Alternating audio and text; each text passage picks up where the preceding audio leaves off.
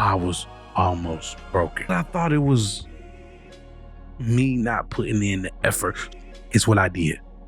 I doubled down.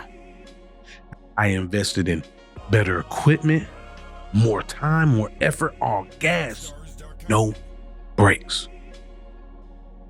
I was waiting on my breakthrough. I knew I was just another day away from a breakthrough. Have you ever felt like you was waiting on a breakthrough? I know you have. New shit just feels good, doesn't it? Like you got those new shoes and you got the new outfit, you got a new person, you got a new car, whatever it is new. It's exciting because it's new and it's fresh. And to some extent, doesn't it feel validating? But sometimes the thing that you find isn't as important as the search. What it do, yay? I'm Joseph, like Jesus daddy, but my friends call me Joe. I know that we all look for opportunities because we all want to improve. We all want to do better. But what does it cost? What is the cost? Why do we want to improve? We really want to improve because we're all chasing freedom. And we think that in order to have freedom, we need what? Money. And to a certain extent, that's true. So you go and you do all the things you do to try to chase the bag. But it's a difference between chasing freedom and chasing money.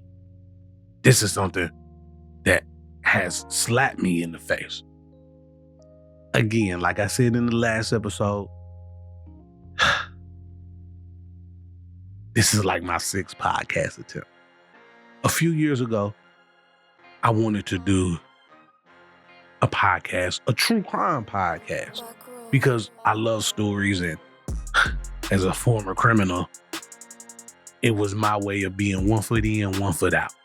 But I live with kids in the home. And if you have kids, you know this, what I'm about to say to be true. Kids don't understand you working from home. Home is home to them. So I like to be productive. So I know that environment matters. So I went and found a space. The space was perfect. It was the perfect size for me. And I put sweat equity into it. It was bare walls and bare floors, but I had a vision.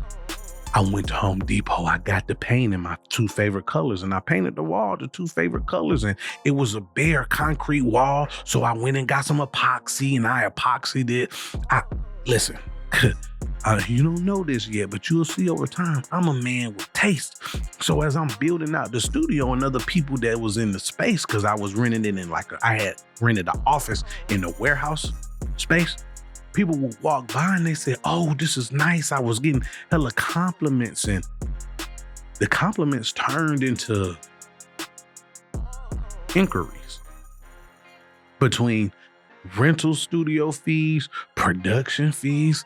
I saw an opportunity to get some money because by then my pockets was running thin, and I was looking for some ROI, and I thought this was the opportunity. This is a sign from the universe. So I did a pivot because I wasn't chasing the freedom. I was chasing the money. I started trying to run with being a podcast producer. I'm going to conferences and events. I'm moving and shaking it. The thing about it is it really wasn't meant for me because I had got the studio for my podcast, for me to use my voice, for me to tell the stories I wanted to tell. And what was I doing? I was living up to my name. The Joseph from the Old Testament. And I'm not here to preach to you. I'm just giving you a little context of where my mind was at, because my name is Joseph, and Joseph in the Old Testament helped amplify voices. He edified people and he led people that way. So I'm like, oh shit, this is what I'm supposed to be doing. But have you ever had an idea, a good idea, went to go share that idea and it seemed like it got shot down, like you came up with the idea to solve the problem at work. So you went and told your boss and he shot it down, and you're like, how are you shooting this down? Because it saves money, it saves time, and it makes things easier. The thing about ideas that you have, most of those ideas are for you. And the ideas that I was having and trying to share and be in my role as a podcast producer, they weren't landing to the clients. And was my communication off?